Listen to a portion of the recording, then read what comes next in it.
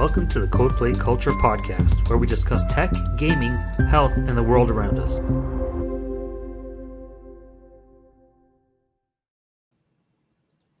Welcome back to CodePlay Culture Podcast. Today, Chris, Rui, and Logan, we are going to briefly touch in on a topic that's near and dear to a lot of our hearts, these nostalgic video game player people, myself being one of them, physical versus digital. This whole trend of you don't need a disc. You don't need to get off of your sofa. You can just switch the game, just like apps. But then there's also that whole collector. I have a lot of books on my bookshelf. I have a lot of games. This whole move of not releasing physical. And sorry, Chris, go ahead. I'd love to. No. I was blocking the books on the bookshelf. Oh, yeah, exactly. Yeah. And for those listening with audio in the background, Chris has a plethora of books, games, movies. I think I see some big PC box games. You remember like they were like the size of a box of Cheerios before back in the day, like Warcraft. I remember those, yeah. Oh, I love them. Books are upstairs. All the board games are downstairs in the basement. Board games, like when you're bored of games, do you ever have any of those board games that are like the re-release of like Monopoly that's like super high end? You're like, oh, I don't want to touch it. It's like white glove, $250. These like reissues of like they made them all high end. Well, I mean, some of the board games I have are pretty high end. Like a few are still in shrink because they're collector's items. But I'm not a big collector in general. It's just they're games that don't see the table very often anyway, but I got a good copy, like whether it be at an auction or game auction or something. But there's only a few of those that are treasured items. But so what makes it so collectible in terms of board games? A lot of like the old Avalon Hill board games, like especially some of the older war games, which I'm not a big fan of as a genre, but some of those games, like old bookshelf games you saw that you put them up there, looked like the siding looks like a book. Yeah. Just finding them with all the pieces. And if you find one sealed, I mean, these things were printed in small print runs in the 1970s. Mm-hmm. Most people play them online. So having a physical copy, it's nice to have. Yeah. My group of friends and I play this real old game called Source of the Nile that, I mean, we built a whole like better character sheets and we'd play it and had very fond memories. I mean, they're hard to find. I spent $55 for a good condition one at auction many years ago, and then like laminated the board. It's a bit dated, but yeah, just to have that as a nice memory to my friends and at some point, bust it out, it'd be fun. But right. I've seen people blow $400 or $500 on like mint condition games in the 50s and 60s. Yeah. Oh, you want physical? Boy, you're gonna pay. Like, yeah, but even then, like even modern board games, they'll come up with high end versions where all the figures are all like 3D printed and painted. Yeah, was that like Kim Kardashian like crystal? Like what's that crystal jeweler? Swarovski, or is that like a Russian mafia guy, or is it? You know what I'm talking about? Like is like they should have little like Monopoly pieces of like pure crystal, and they're like, oh. Well, you see it with sets too, right? Yeah. Real nice, even Ghost set is a couple $100. Yeah. Mm-hmm. And it is not a complete like anti-segue for like hitting board games right away in this topic. It is still the physical versus digital. I have friends that just play chess online, but they grew up like loving it, playing it physically. I get it. Yes, I don't know. I don't want to be too opinionated on it. But I think this is a topic that we're going to have to advocate for our opinions. And I'm of the personal opinion that if I plop down $80 for Final Fantasy, whatever, like I don't want to have a digital license that is subject to whatever that I don't have physically. Like the license is stored on the disc, let's say, from like a ULA perspective, license agreement perspective. If you take that away, like one time I had to migrate from a PS3 to a PS3 Slim, and it was like a back and forth with Sony to get my SingStar songs that I purchased, like $200 in, I do karaoke, big deal. Want to fight, like from Family Guy, it's like, big deal. Want to fight it. No, it's like a thing that my wife and her friends, we have people over and do it. It's like, and then it's like $200 in like SingStar games. I'm like, you transferred new PS3, like you don't get those. It just it's regionally locked, like whatever. Mm-hmm. I'm like, the whole thing of like, hey, I'm Elon, I'll just turn off the Teslas at free will. I'm not saying that's a thing, but it can be done for a lot of good, like providing satellite internet to Ukraine during times when they can't get it or whatever it is. But my point is, if you walk into a store and buy a pizza, I just don't want a digital representation. That's a bad example, but you get what I'm trying to say for getting something for something. Right. And it's not good for the consumer, right? As a consumer, I want to own that product that I purchased. Or I want to give it to my friends or lend it out, right? But I can't because it's a digital asset. So Sony tried to mitigate that using their game sharing technology, which is it's good, but it's just not there, right? You can't resell your games. You can let your friends borrow it, but you can't.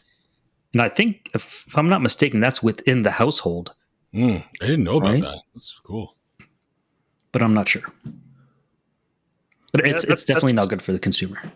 Yeah, but that's the whole drawback to a digital asset too, right? Because there's already going to be a date in terms of the platform with which you can play it on. I mean, having published board games, we had a digital app. We had an award-winning digital app for our game Epigo. But as soon as Apple's went from 32-bit to 64-bit, it didn't work anymore. The second you updated your iPhone, you couldn't play it. You couldn't download the app anymore. Like, they took it off the App Store. We had no control over it. Right. Well, you can make it a 64-bit app. I'm like, well, we don't have any money for that. Right. Yeah. So, again, that was 7 or 8 years ago. I mean, things can change and they're completely out of your control as a game developer for the most part. I think that's gotten better and you guys are more into this world of coding where you can do things more in HTML5 and other platform independent apps. Mm-hmm. Or programming languages, which definitely helps. But, I think that's why you're seeing even these classic games, these PlayStation with the physical, tangible assets are actually holding value now because there's only so many of them made. And, even Nintendo games that have all been ported over into the online Switch world, the physical games haven't lost value. And it's pretty crazy. Right. Yeah. Like a Switch game called Final Fantasy Pixel Remaster, something like that, Pixel Remaster Collection. So when we were at Game Haven, and shout out to Game Haven in Burlington, Ontario, Canada, great people there, very elaborate. Though. Yeah, bring cash. It's what's this place? Like a very organized collection. Like if you had like Microplay or GameStops back in the day, like a mom and pop GameStop that had everything under the sun. Right. It's incredible. Like, so when we went there a couple days ago, got Baten Kaitos 1 and 2, which was a GameCube release. And then they re-released it HD remastered on Switch. And it didn't get, what he was explaining is it was hard to come by the physical releases for North American. So this was I guess PEGI 13, PEGI rated European, PAL, format. But because all of the consoles, like right now, I know Switch and PS, I think they're all region like unlocked, right? So as long as you have English in there, or even if you don't, subtitles and like a Japanese import, it just works. So I popped in the European Baten Kaitos 1 and 2 to the Switch, good to go, no issues. And then he mentioned about this Final Fantasy remastered Pixel Edition, which is Final Fantasy 1 through 6, the 8-bit one, where they've up-res to like the best of the best to be like 1080p. And I was like, oh my God, I didn't know about this. And then I looked, it was like a PS4 version, really? And then when you Google it, it's like, the first thing that comes up is Reddit. How are they selling the physical release of this for over $200? Because it apparently it only came out short, and now it's like people really want physical, right? Yeah. It's the thing with cash too, and like let's go all like debit, credit, Bitcoin. Like no, like I think there's something to be said about like making a stand for the retainment of. We're not like low techs fighting for paper. Like we're pro. Like we're pro carbon neutral, pro greening. There's something to be said here. I'm not sure how I can articulate it more succinctly, but it has nothing to do with like pollution. Yeah. You say that, but I think over 51% of the sales now are now digital on PSN. It's surpassed physical. Yeah, I might want to see where that data is kind of coming from, because if I'm not being like a naysayer, but if you have like the PSN subscription, how are you counting those metrics? Right? Because if you're like automatically counting the ones that you get for free every month, I'm like, yeah, really, I don't think it counts those. I think it counts, physical versus, direct digital purchase purchases, right, through the store. But I don't know. Can they track how many physical? I guess they can track how many go out, how many are shipped, know how much probably count count they when get. they go to distributors, right?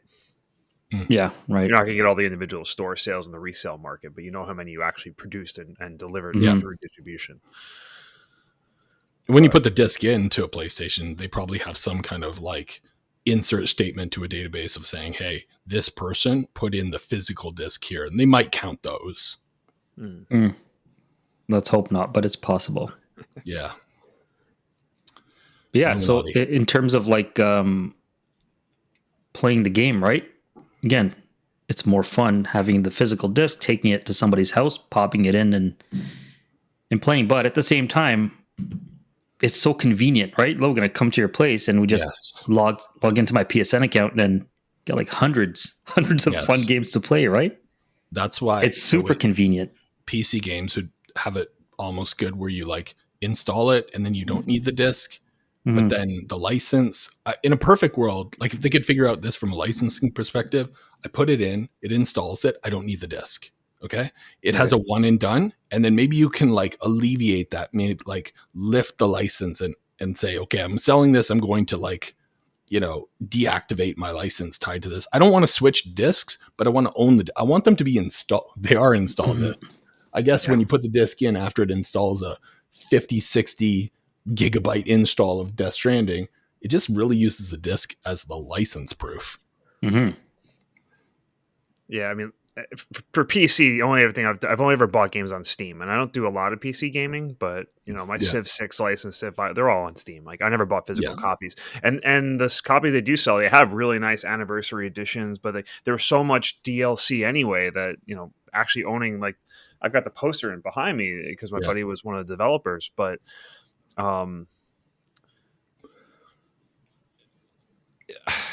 if you have a love for for a franchise or an IP, then you might want that physical collector's edition copy. But it's more of just like you'd have a piece of art on your wall, or have that tangible thing where someone walking through your house, oh, you're into Final Fantasy or you're into Civ. It becomes a talking. That's a good point. Yeah.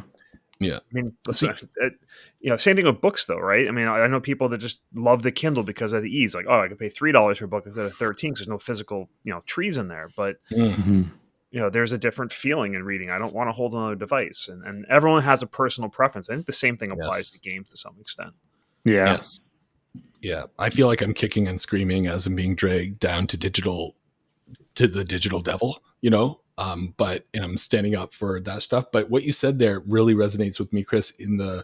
I've done that before where I'll have like a Spotify subscription and I listen to the album so many times. I'm like, I love this artist. I'm going to buy the CD. It's going to stay there shrink wrapped on my shelf, whatever. But it was an extra little token of like giving back as like I bought, the physical book of the 4-Hour Work Week from Tim Ferriss, but I fell in love with the Audible one that I purchased. Sometimes I'll purchase things multiple times as a way of showing I appreciate and love the content of this content creator. I love that philosophy too. And I wanted to ask you about the game that's not 64-bit. I know we talked a little bit about that. Do you want to send us a code and we can let's say we could spend 4 hours to just put it right back in the App Store? Like I'd love to. Yeah. That seems like a cool little pro bono challenge, Yeah, but even still, I mean, we produced. You just happen to have a handy copy. We produced Epico, right? Like this was from 2010 now, and making a box that was 12.5 inches by 12.5 inches was a big mistake. I'll keep that clean because it's impossible to fit in any U.S. Postal Service boxes. But we had an awesome board game store open up about a month ago, a town over from me. Fantastic owners, great guy.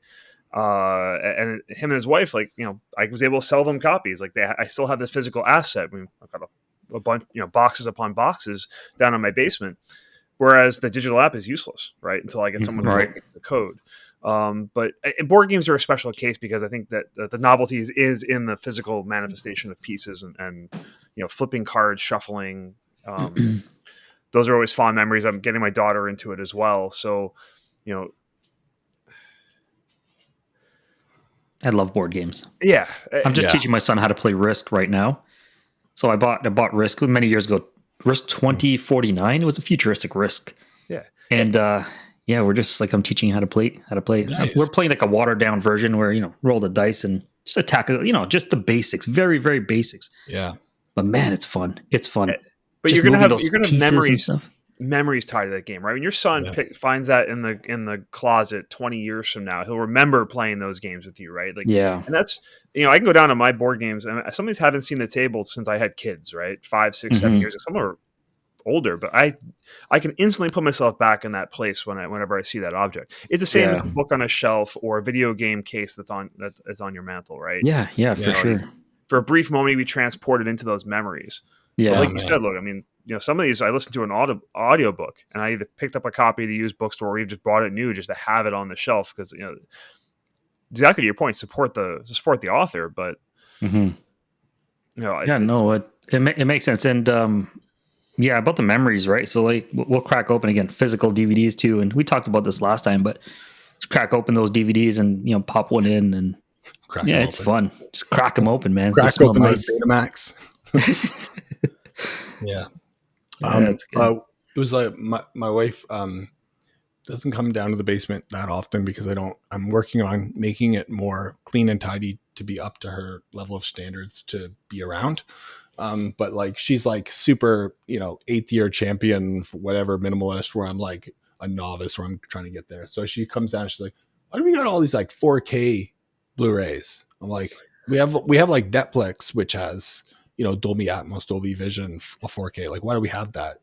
And I was like, well, when we have guests over and I put it into Xbox Series X 4K, and then it's like HDMI 2.2 right to an Atmos receiver, 9.2 speakers. Even though it says Dolby Atmos, Dolby Vision on Netflix, and if you have a gigabit fiber up and down to your, ISP, like they're still buffering. It's not lossless. It's not 100%.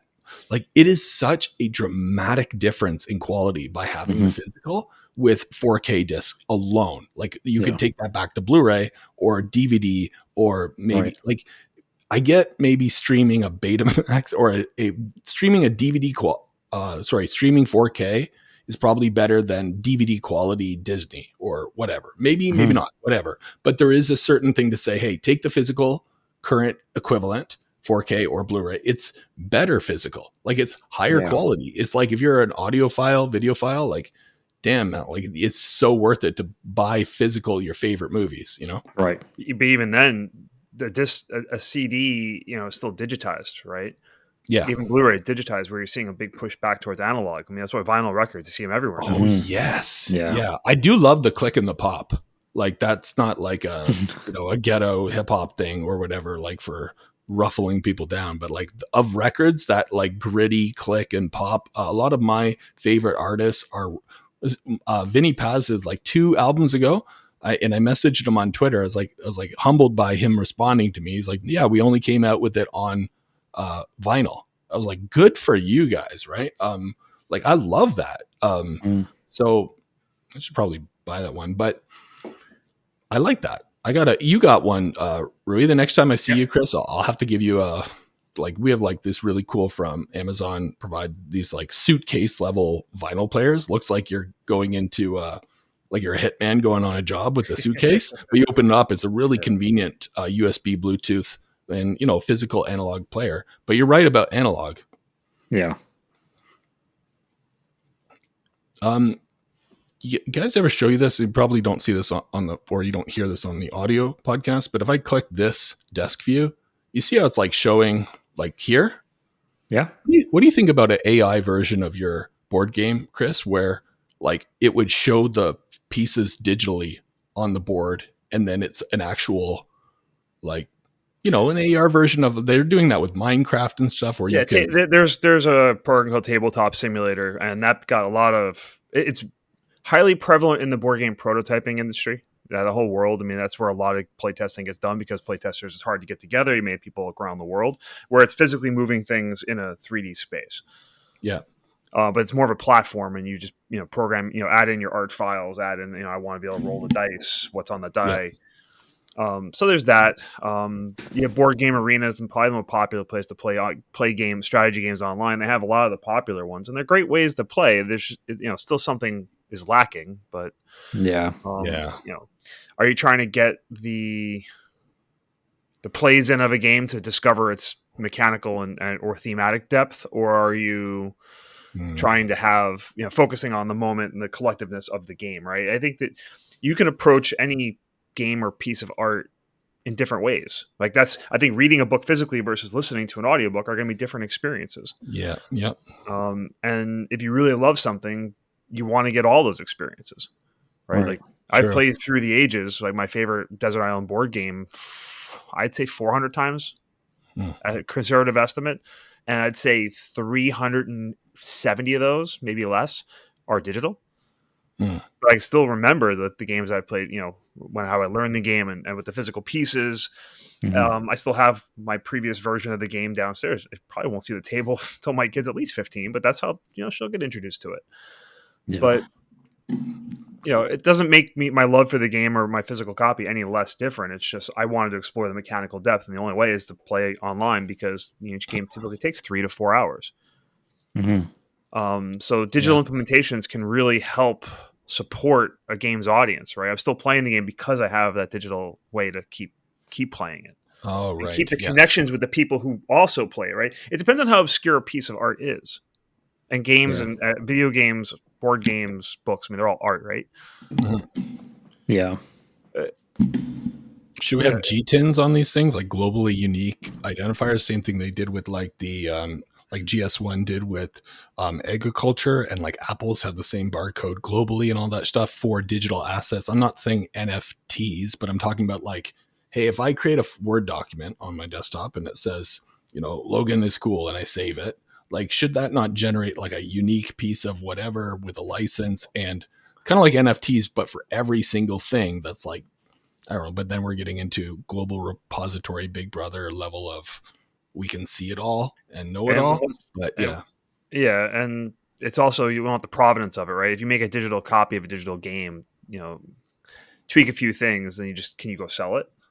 Yeah.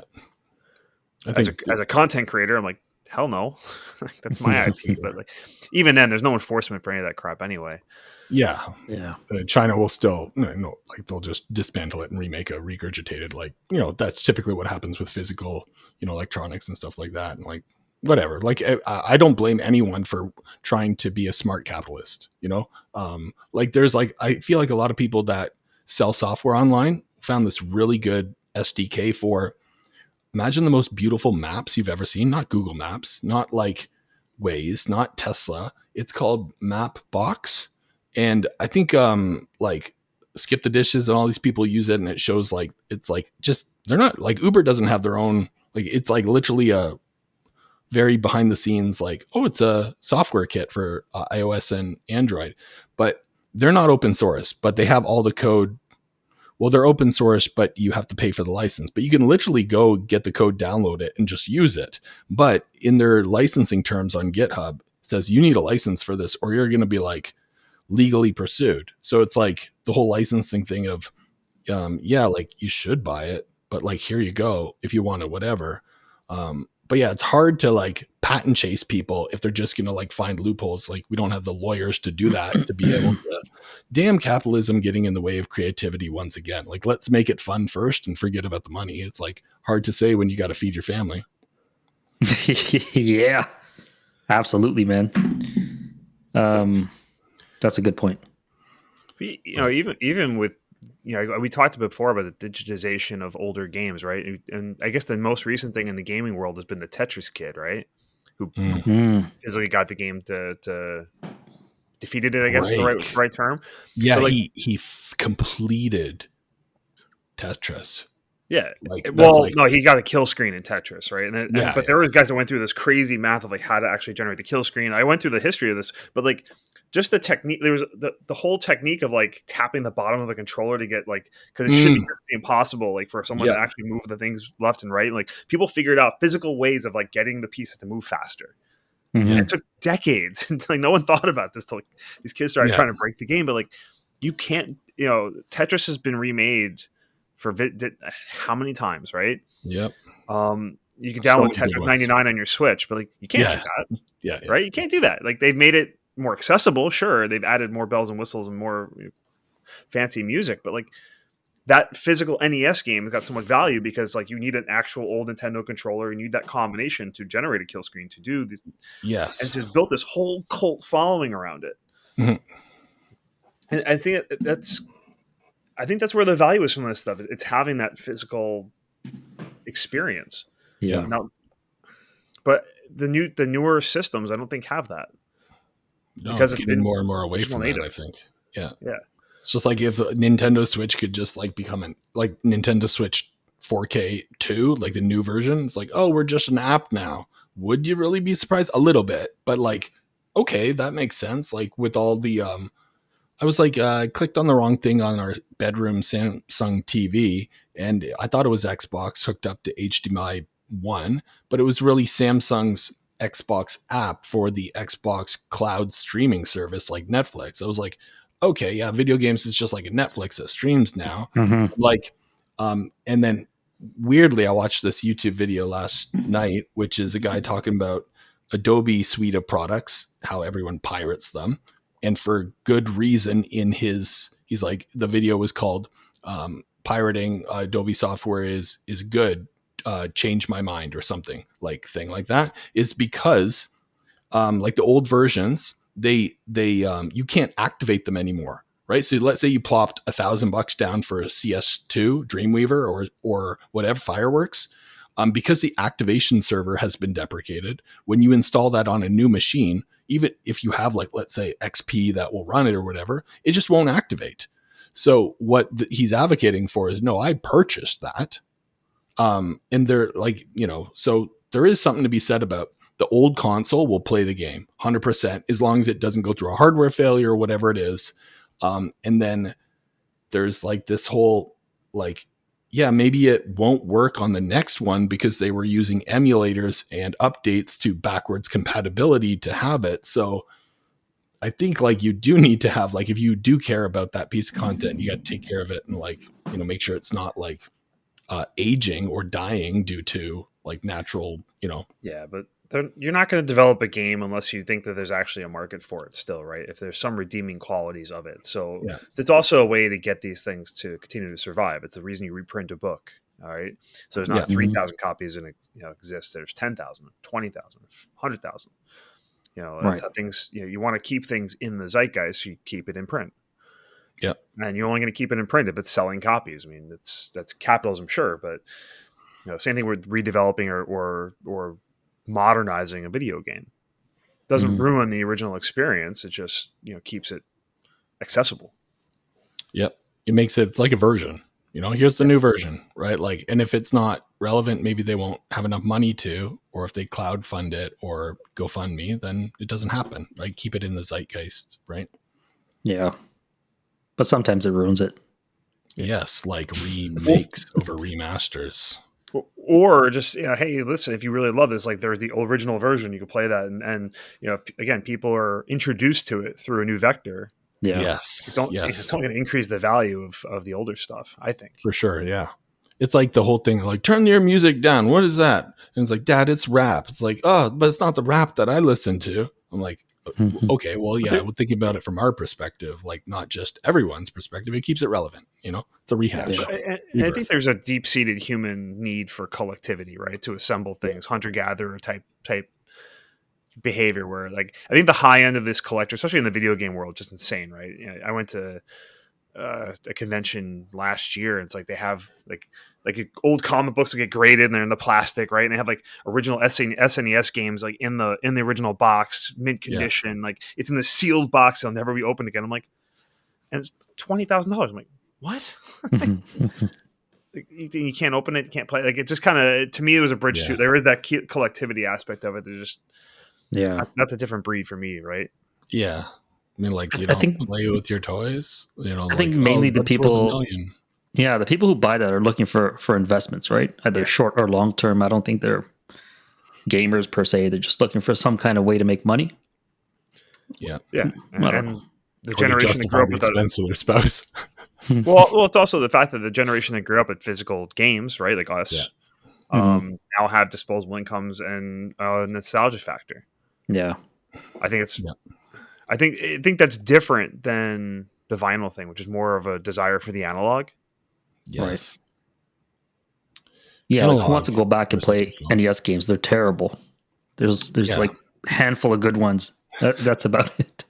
Yeah, I do like when they upres it. Like I think it was called like 30-second hero or something. Have you guys heard of that game? 30-second hero, No. 30-minute hero.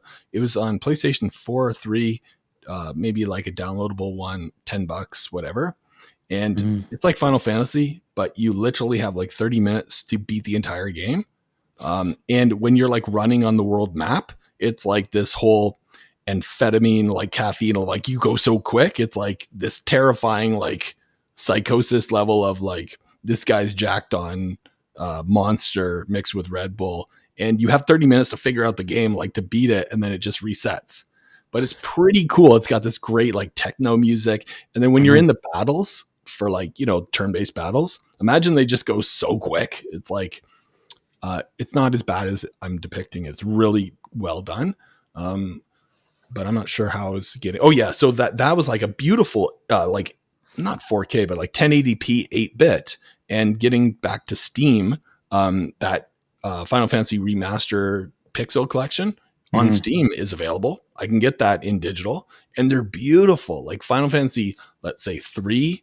And they have like, they've redone the fonts, because the last one, they got a whole bunch of negative feedback about that font's not appropriate for that Final Fantasy. Like it's so good. So like, I do like that I can always get them on digital, but I do like, I don't expect everyone to make everything physical. Like I get there's a cost for that, but it's also made it more accessible because you could just, if you have the digital, you can just bring it on your laptop or your Switch or whatever, you know, your PSP, and and if you got 2 young kids and it's 9:00 at night and you're waiting for them to go to bed, like you're not going to have your whole, you know, PlayStation with a TV and everything else going, right? Yes, exactly. It's just, it comes down to how much do you love a thing and how you prefer to enjoy it. I mean, they have made it accessible with the region unlocking. It used to be much harder. You used to have to, like, I think with PlayStation 1, you had to either have a PAL PS1 or you'd have to like mod your PS1. Like I remember my buddy Bart, he got it for his birthday. I was so jealous of like, oh no, it's for his first communion or something. And then you have to hold down like you have to eject it and hold down the eject button, and then the disc is spinning, and take that disc off and put on a burnt I think I remember that. I was like, oh my God, this is like some like MacGyver level of toothpicking, which is super cool. Oh, yeah. I don't miss the days where I had to pull a Nintendo cartridge out.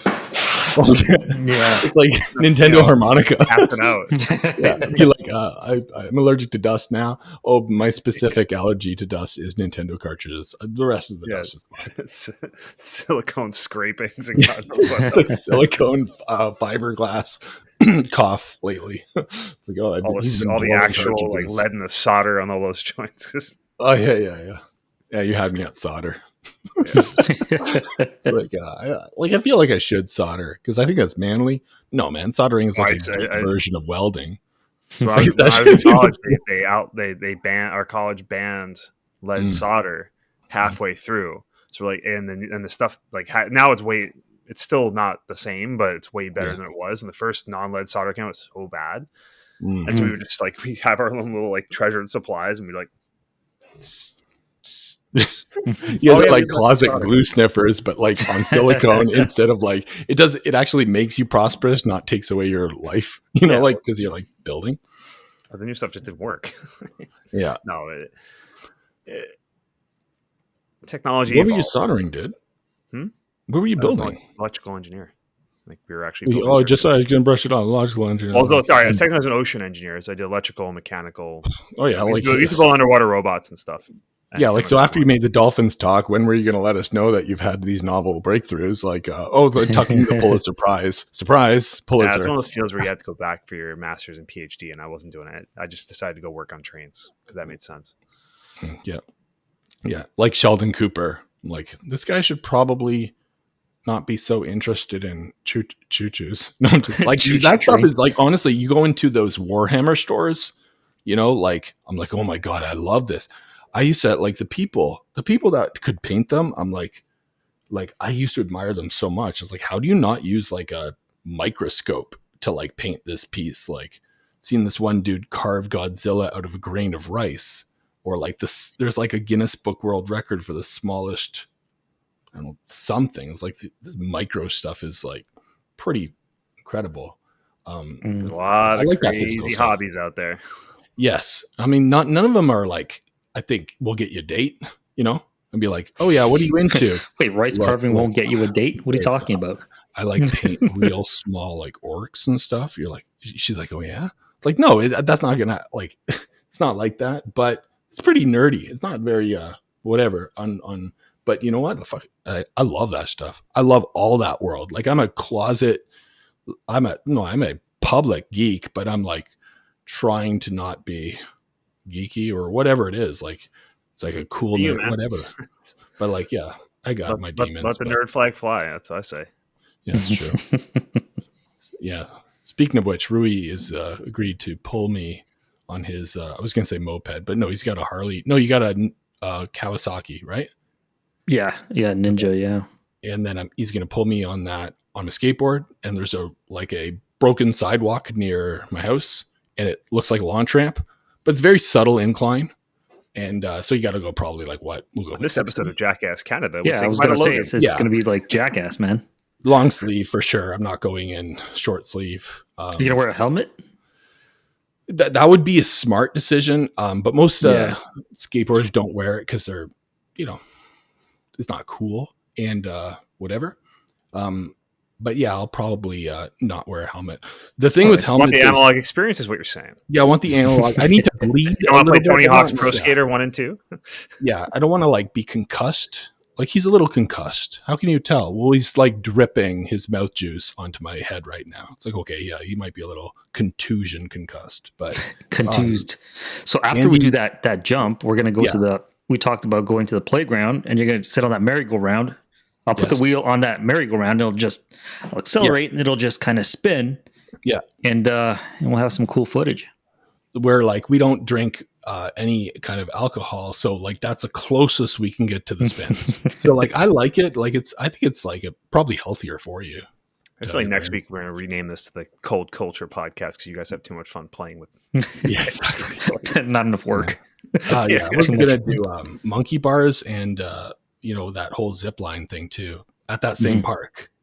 Yeah, for sure. We can do it all. I feel like adults don't play anymore. Like I'd like to call on you, Chris, this afternoon and be like, and ask your wife, like, can Chris come out and play? And she'd be like, no, he doesn't play with losers like you.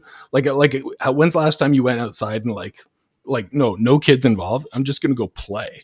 Like I think it's I had Major League Hockey where I literally. You're right. Yeah, skateboard, and you Rui, you like cruise around and you like you're on your Kawasaki with the baseball bat, like a mafia guy, right? Tank top, baseball bat. Yeah, absolutely, man. Road rash. That's a game, right? Yeah. Rui, we are at time for the Digital Express, expressing to converting from physical to digital and so on and so forth. Final takeaways. I guess me personally, in my opinion, I love digital. The accessibility, I prefer getting something for what I pay for. I do love them like a whole bunch of collection of books. Support your creatives.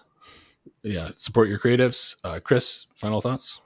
That's it. Just pay for what you love, because then the people that create what you love will be able to create more of it because they can feed their families. That's basically it.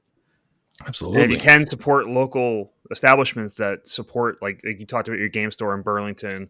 Yeah. Your friendly local game stores, indie bookstores, because that those are the people in your community that are helping to grow the community, whereas opposed to some multinational corporation that's just trying to eke out their margins. So you talked about the game store too, that open up over close in town by, but yeah, support your local. That's good. Rui? Yeah, nothing to add except don't get sucked into the 75% off PSN deals because, it's a rabbit hole. Speaking from experience, credit card debt, PayPal disputes. Yeah. All right. Thanks, everyone. Thanks, guys. Take care.